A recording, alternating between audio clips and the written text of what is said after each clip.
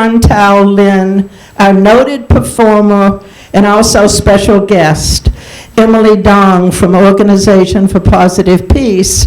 And although your program has Emily speaking next, I'm going to add, we'd like to keep up with the tradition of community church and have the musical accompaniment come right now. But I first want to tell you a little bit about Zhantao Lin. His music has always been very, very important in China. Already in the 5th century BC, the great philosopher sage Confucius said he could tell well-run societies from those poorly run by the quality of their music. Throughout the centuries, Chinese emperors supported official bureaus of music and even adjusted the basic tone of the musical scale, the so-called yellow bell, at the start of their rule to ensure the creation of popular music. I'm sure that Confucius will approve of this afternoon's music by Zhantao Lin. Our guest will play a traditional stringed instrument known as the erhu, of a most tender and loving sound, part of the Chinese music for more than 1,000 years. Zhantao is a professional Tai Chi teacher, 6th-generation disciple of Yang Style Tai Chi, and has been president of the Yang Style Tai Chi Association, chairman of the Chinese Musicians Association, and founder of the Boston erhu Ensemble. He was erhu professor at the Guangxi Arts Institute and a board member of the Chinese Professional erhu Players Guild in China. He came to the U.S. in 1999, performed broadly in New England area, including Harvard University, MIT, Peabody, Essex, Boston Symphony Hall, Museum of Fine Arts, Boston Children's Museum, and Lincoln Center of New York.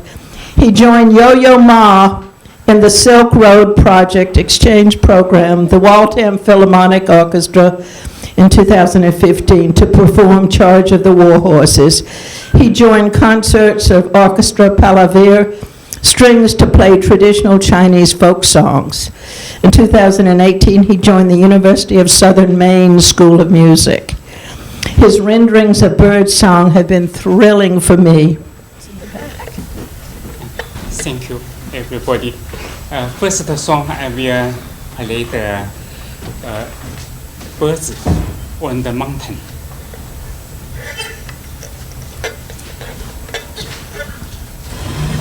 Birds. I think we should Birds turn off the singing lights on in the mountain. back. I mean, these lights right here. No.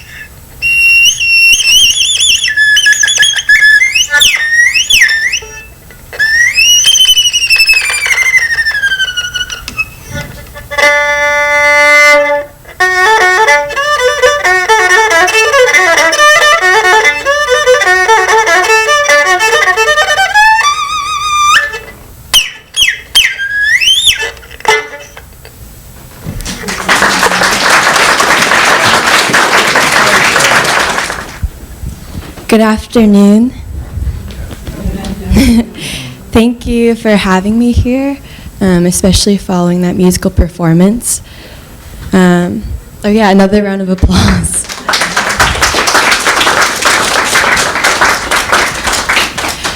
I was asked to speak today about Chinese New Year and the meaning of Chinese culture. I'm especially excited to talk about culture as a young person who's Chinese by blood and American by birth. There is no better time to talk about culture than today and what it really means. I think we need to talk about culture in particular because we need to talk about morals and principles anchoring our society and how the human spirit we nurture, cultivate, and prioritize in our planning today must guide our world forward. What does culture mean, and why is it so important? When I say culture, I don't mean art for the few elites or fetishized objects trapped in glass boxes for show. Culture is the great achievements humans are capable of, when people's raw, human, creative potential is unlocked and allowed to flourish, to enrich, and uplift all people in a society. Culture, this great and distinctly human, creative spirit, doesn't come from just a few, but comes from ordinary people who exemplify the capacity to overcome. Well, thank you, everybody. And thank you, Ellen, for that introduction, and thanks for the wonderful music. My name's Duncan McFarland. I'm with U.S.-China People's Friendship Association. We're trying to revive the chapter here in Boston, which was very active in the 1980s and 90s, and we'll get back to that. And so what I'm doing is I'm giving some background and context to Mary Klug's PowerPoint, which is next. China and the environment, Chinese people care. And people-to-people projects such as this one are of particular importance these days. People have much in common, even when governments disagree. So this is a time for U.S. and Chinese people diplomacy.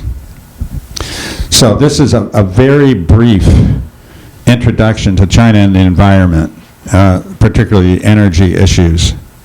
Concerning China and the environment, there are both big problems and big solutions. Overall, I think China is headed in the right direction towards environmental preservation.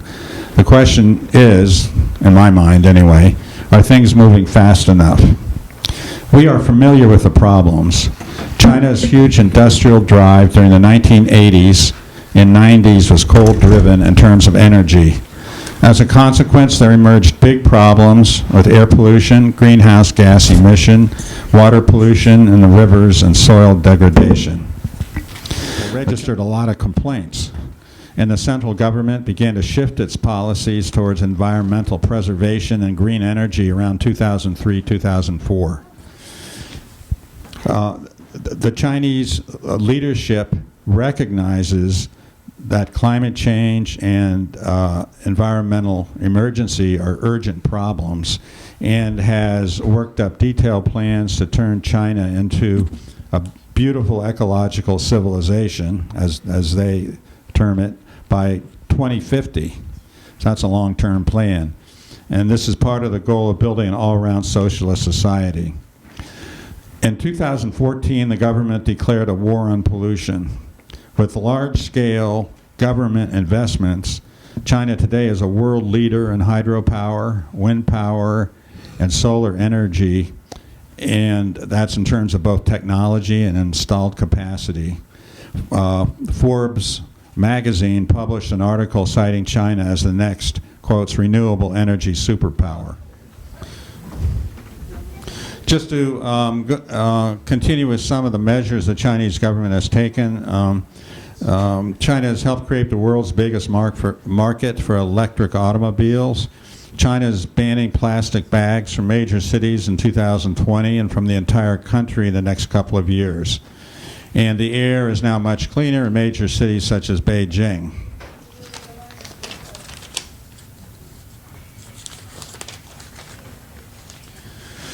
Renewable energy in China is currently about 20% of the total.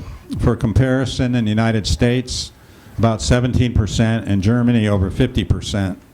Coal is down from 80% to of the total to about 60%. But China, with its huge industrial sector, still emits more carbon dioxide in total quantity than any other country, although on a per capita basis still much lower than the US or Europe. Long-term plans indicate China can reach 60% renewables by 2050. At the Paris climate talks in 2015, Xi Jinping announced that carbon dioxide emissions are planned to peak by 2030 and then brought down as more green energy comes online.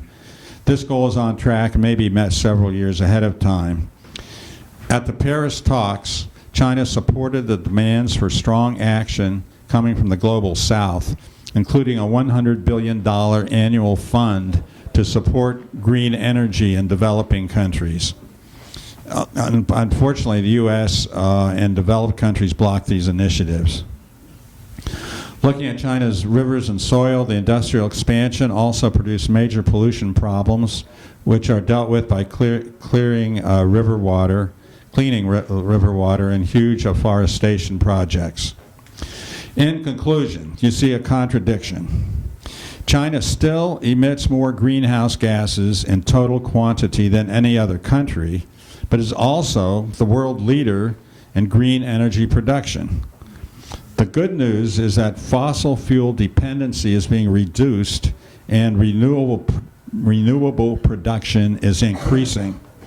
So China, in my view, is headed in the right direction. The question may be, will it get there fast enough? The Chinese government has encouraged its citizens to form nonprofit organizations that work on environmental issues. There have been many protests and actions organized by the people at the grassroots. Mary is here to talk about a people-to-people project in China. And Mary will be next. Thank you, Duncan. Let's see if my voice is loud enough. I hate these things. First of all, we need someone, our person who is going to click and change my slides is obviously being, yes, okay, we've got somebody. Just the Right here. arrow key. Oh, here we are. Some background about me. Okay. Delta Airlines, I was a flight attendant for many, many, many, many years, more years than I want to talk about, but those years have granted me airline passes. That's why I can go back and forth. $35, stand by. All right, so I'm not rich. That's not how I've been going back and forth so many times, 1 to 4 times a year. All right, U.S.-China People's Friendship Association, 1990 to present. I went to China in 1983, and I fell in love with it. And I had this memory of a nun back in the 1950s saying, "Don't worry about Russia, worry about China." I'm going, what? Now, what are we supposed to be worrying about? If we're friends with each other, we're not going to want to hurt each other. And that's how I started, that's why I started with the U.S.-China People's Friendship Association. I believe if we know each other, people to people, we are not going to want to harm each other. That's at least my thought. And a few other people's. Okay, so I was a tour guide, I was an English teacher, I was a delegation representative, blah, blah, blah, blah, blah. 2011. I had gone to China many, many, many times. I had taught in China for 3 years, and I was starting to get thinking that all the young people were doing everything in China, and it was gone. I was going to have to figure out something else to do in my life, okay? Well, I went to this presentation about the Pachamama Alliance. I learned a lot about the environment that I didn't know. 3-hour symposium, amazing symposium. And I decided to try to take it to China because I kept going back and forth to China. This was another reason to go. And so next slide, please. Could you explain what the Pachamama Alliance is? I'm going to. Yes, of course. Pachamama Alliance, from 2011 to 2019, that's till now. These are some of the places that some of the highlighted places that we're going to be looking at: Inner Mongolia, Beijing, and actually Heilongjiang, and not in Heilongjiang, I'm sorry, to the east of that, Shandong and Sichuan province. The next slide, please. Okay, wait, next slide, please. Okay, so the purpose of the symposium, the Awakening the Dreamer Symposium, is bringing forth an environmentally sustainable, spiritually fulfilling, socially just human presence on this planet. Pretty amazing purpose, huh? Yeah. It's not an easy one, but we believe that they are all interconnected. We cannot make the environment better if we don't do it in a socially just way. Anybody who wants to know more about the Awakening the Dreamer, I will be happy to talk to you about it. I really only have a half hour, so I'm going to continue on. But what I started doing is taking this to China. Next slide, please. And those are some of the people that we connected with. But a very, very important one was in a place called Solar Valley. And his name, next slide please, is Huang Ming in Solar Valley, Zhou, Shandong, China. Huang Ming was in oil when his daughter was born. And he looked at his daughter and said, "What the hell am I doing?" And he decided to start a solar project, of which he still is doing. Next. That's me in front of the hotel, the solar hotel. You can see the solar panels up there. Next slide, please. Did a symposium for 600 people in a gigantic auditorium there. Next slide, please. Next slide, please. That's Huang Ming. He is an amazing man, and he has a vision. Next slide, please. This is in one of his factories that we were in. He was building solar yurts. And the next slide, we went up to Inner Mongolia, did a symposium up in Inner Mongolia. Next slide, please. And there's the solar yurt that he had developed. Could you explain how that works? Because I've seen your... I'm sorry, I'm not a, There seems to be some plastic or something around it instead of it just coming down. Is it supposed to Yeah. hit that? I'm afraid I'm not technically able to explain that. I'm really sorry. But this is them building the solar yurt. Could you do the next slide, please? Next slide, please. Also up in Inner Mongolia, fields and fields and fields of wind turbines you can see. Next slide, please. At that time, I met William Wu.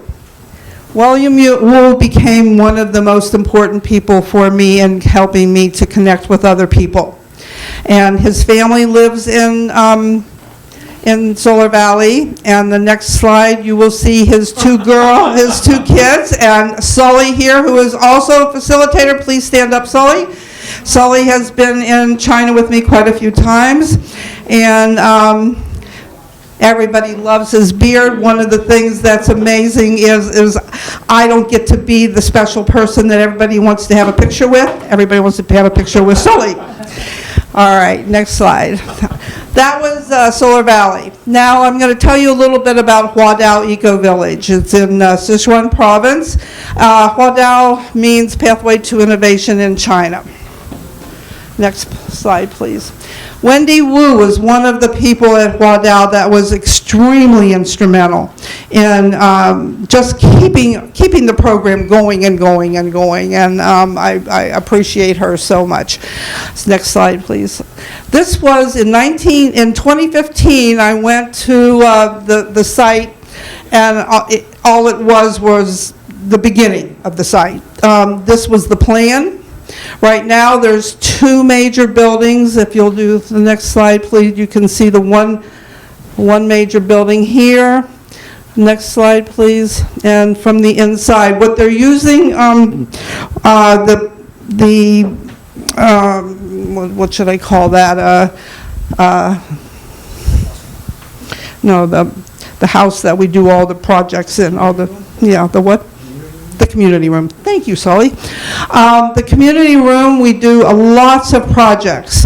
They do lots of projects. They hold, next slide, please.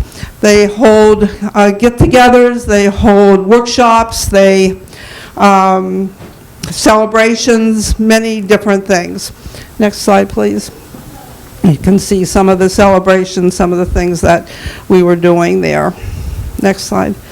And sometimes people get quite emotional in doing this work because they know that the environment is important, and we're trying to figure out, all of us are trying to figure out the best we can. All right, next slide. But we also have fun there. Singing, dancing, and that's one of the most important things. I think that over all these last 8 years that I've been doing this work, I'm beginning to realize that the most important thing that's happening, I don't know what's going down the river. You know what I mean by going down the river? You do something, and then the results, you don't always know the results down what's happening to the good things or even the bad things that you're doing. But one of the things that I really realize is that person-to-person contact that I'm having with each of those people. And I see the changes that they're making in their lives. And I see how they've become dedicated to changing what's happening on our earth. And part of that is also having fun. It's being together. It's looking into each other's eyes and laughing. And that's what I find to be the most fulfilling for me personally. And I think for them too. Next slide, please. Now, what is Mary doing here? They have a way of washing the plates without using all that bad detergent stuff. And what is it? Chinese people, can you tell me? Sand. Nope. Clay. Nope. Rice, the husk, and before you get to the white rice, they take, the bran, okay? And that is in a bowl. And then you take your greasy plate and wipe it up. Now what's happening? That bran is getting the grease in it. Next one. Then you put it into the bucket, and guess where that bucket goes? To the pigs. To the animals. Yeah. Pretty cool, I think. And then you wash, next slide. Then you wash it in there. Then you wash it in some other good water, and then you put it in a sterilizing unit that sterilizes it so that it is clean.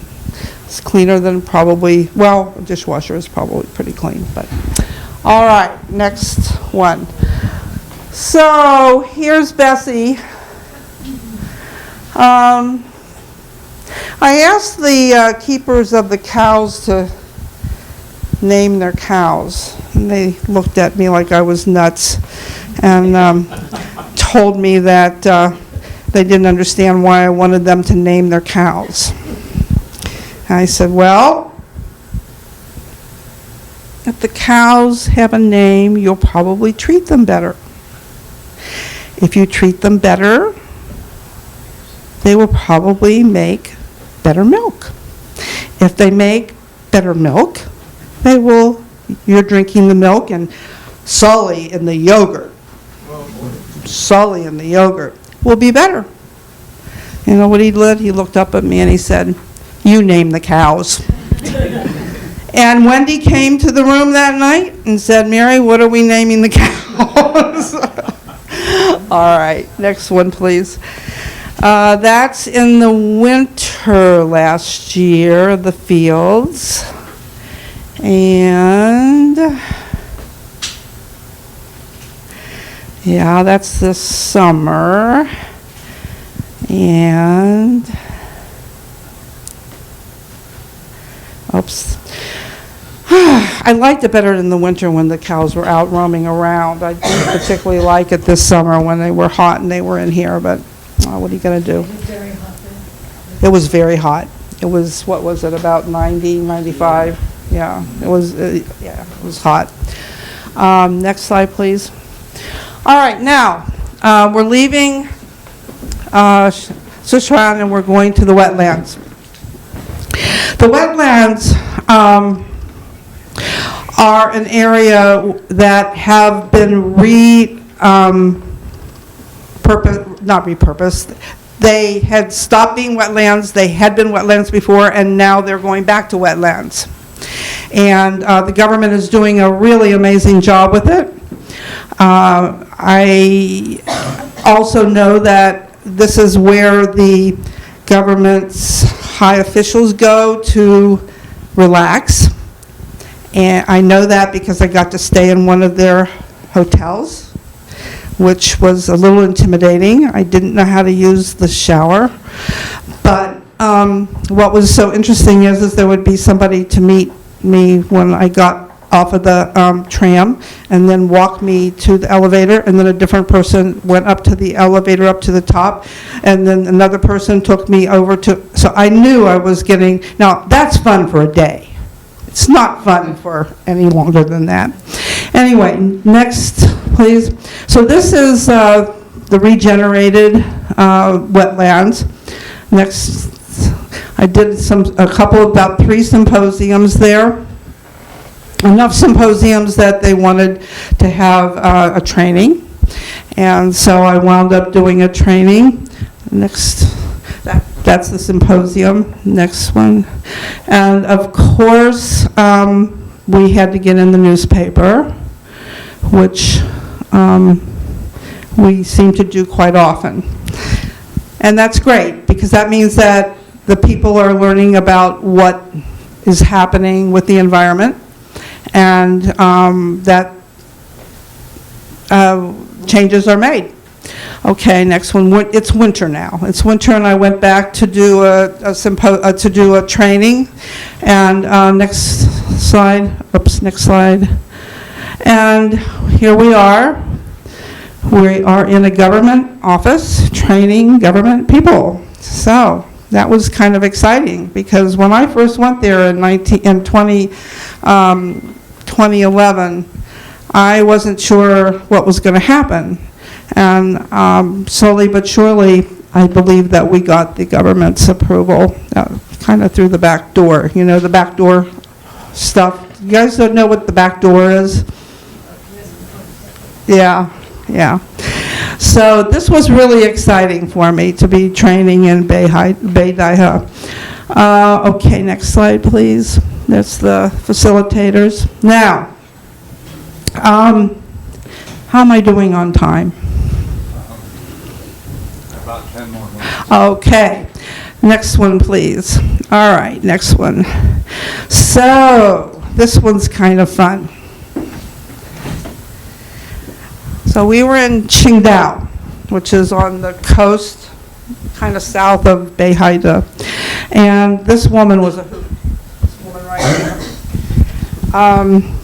She quilted this tree, and we all put our thumbprint on here so that we were promising, everyone who attended the symposium was promising to try to make to do some things for the future, and that was their thumbprint. Here, you can pass that around.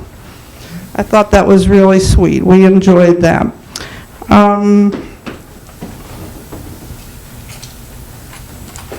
Those of you from China, you probably know what these are. Anybody still here, or is our group here? You know, carry this around, a knife, a fork. chopsticks. And people are doing that more and more. These are really, really simple things that you can do. Not use disposables, not use plastic disposables. And they're doing that. They're working on carrying their, their own, not everybody, I'm not saying everybody is, but some people are. And it's a small thing, but it's a lot. Next, that was our first training class. Next slide. This just shows you that there's vegan, went to so many vegan restaurants and vegetarian restaurants. Food is, let me show you something here. Two programs actually that we're doing in China that the Pachamama Alliance is pushing. The one is the Awakening the Dreamer Symposium. And what that Awakening the Dreamer Symposium does is it takes people on a journey. You find out what is happening in the world. It's hard. And then you go through a period of seeing what it is, why did that happen? We call it unexamined assumptions. We assume one person can't make a difference. We assume the government maybe should be doing all of the work. There's many, many unexamined assumptions. And then the journey goes on and we talk about what's been done already and what we can do. That's the Awakening the Dream or Changing the Dream. The newest program is our drawdown program, and they're starting to do this program also in China. And what's wonderful about the drawdown program is that it is a book that lists the 100 solutions to reverse global warming. And believe it or not, folks, waste of food is one of the really big things. And so they're working over there more and more on food,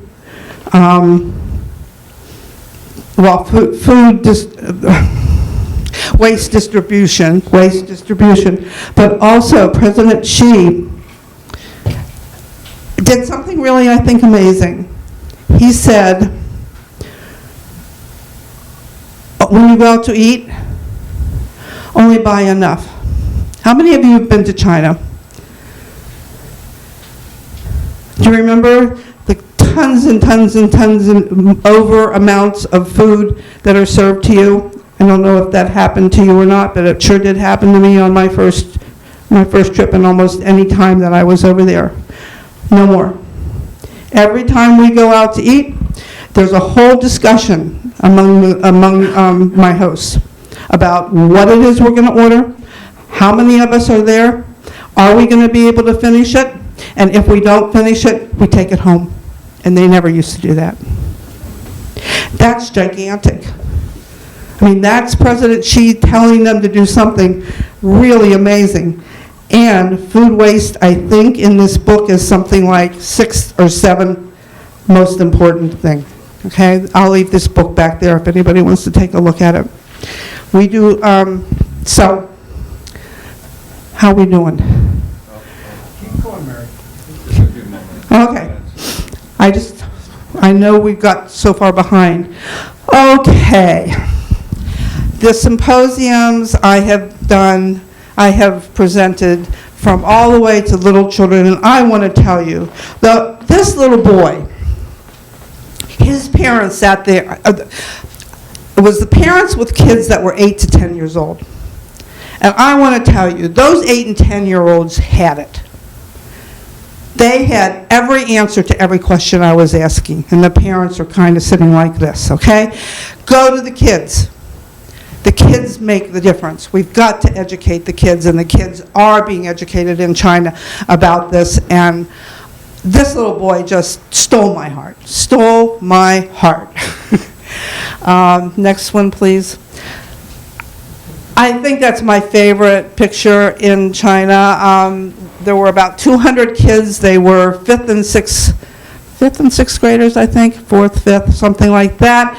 When I got there, I had no idea what I was going to be doing, because I often, I'm not told ahead of time how many people, what the age range is, and I have to adjust accordingly.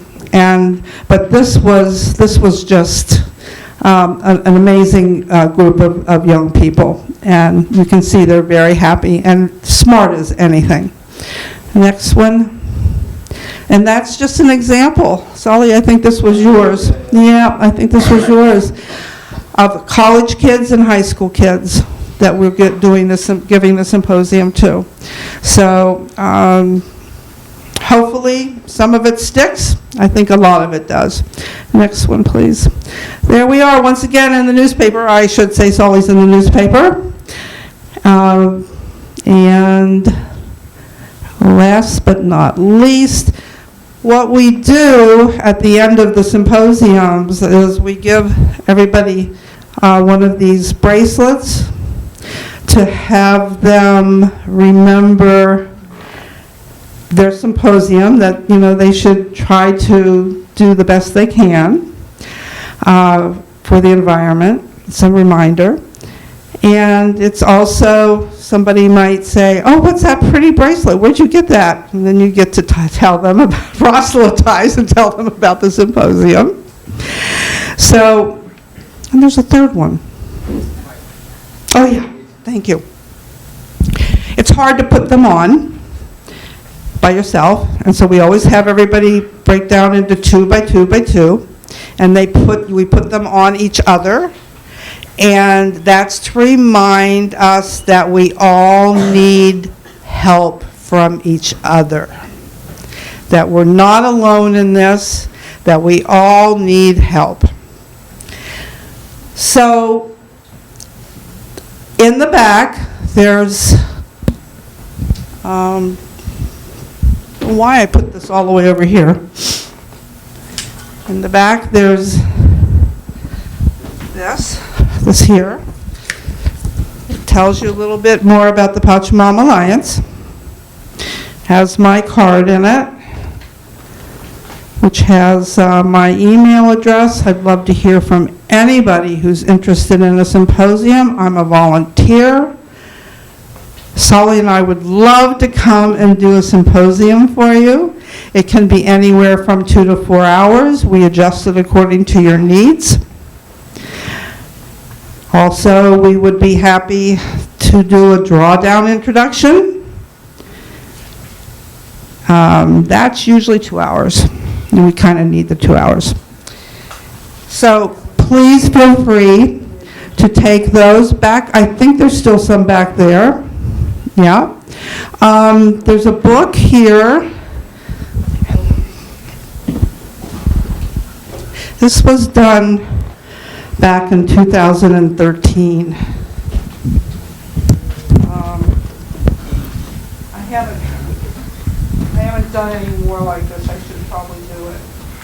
But this was a tour. This was a tour I did in 9 days, 10 days, and did 9 symposiums and went to all bunches of cities. So if you want to take a look at that, you're more than welcome to take a look at this. And I guess I managed to get all those slides in. Horse racing, horse competition.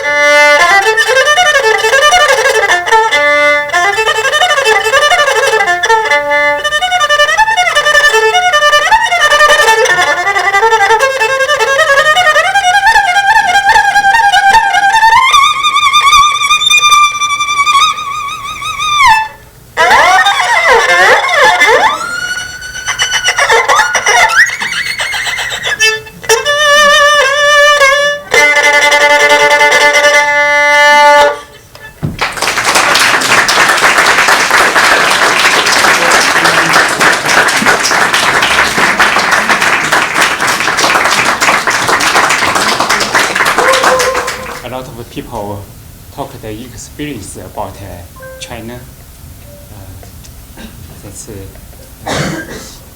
I just want to talk the miracle celebration the Chinese festival.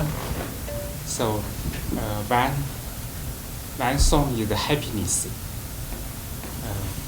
Chinese miracle use a lot of decoration, color, use the slide and ornaments for decoration the miracle. Like if it's happiness, the melody is like that.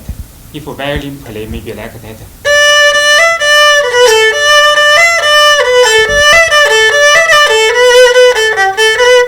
That's Chinese melody. But if erhu play,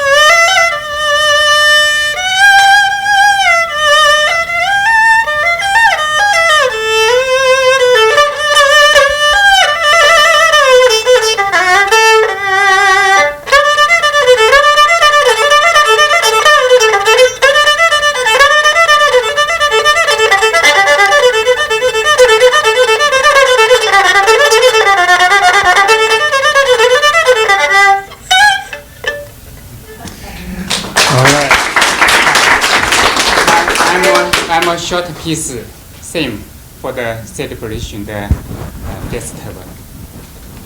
The name is Small Drum. That's parade drum for celebration the New Year Chinese festival.